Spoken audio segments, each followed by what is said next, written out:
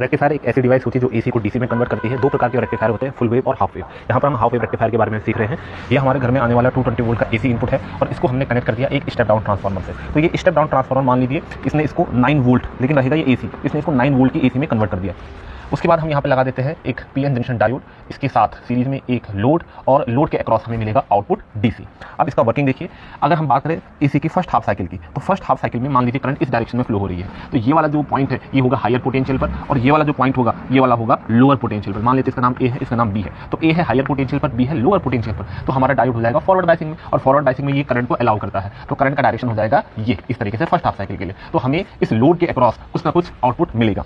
अब second half cycle के लिए, ये सेकंड हाफ साइकिल है, जो करंट है उसका डायरेक्शन रिवर्स हो जाता है, यानी कि करंट ऐसे फ्लो होगी। तो अगर करंट ऐसे फ्लो होगी तो इस बार बी हायर पोटेंशियल पर और ए लोअर पोटेंशियल पर आ जाएगा, जिसकी वजह से हमारा डायोड रिवर्स बायसिंग में आ जाएगा, और रिवर्स बायसिंग में करंट को अलाउ नहीं करेगा। तो सेकंड हाफ साइकिल में ये करंट ब्लॉक हो जाएगी, और यही प्रोसेस बार बार चलती रहेगी। नेक्स्ट हाफ साइकिल में फिर से ये प्लस ये माइनस, तो फॉरवर्ड में करंट को जाने देगा, तो करंट को जाने देगा। तो इस तरीके से हमें ये आउटपुट वेवफॉर्म मिलता रहेगा, और इस लोड के अक्रॉस हमें कंटिन्यूअसली डीसी आउटपुट मिलता रहेगा। एक बात और ध्यान रखिए, अगर हमारे पास इनपुट फ्रीक्वेंसी 50 हर्ट्ज है, तो हमारी जो आउटपुट वेवफॉर्म होगा उसकी फ्रीक्वेंसी भी 50 हर्ट्ज होगी।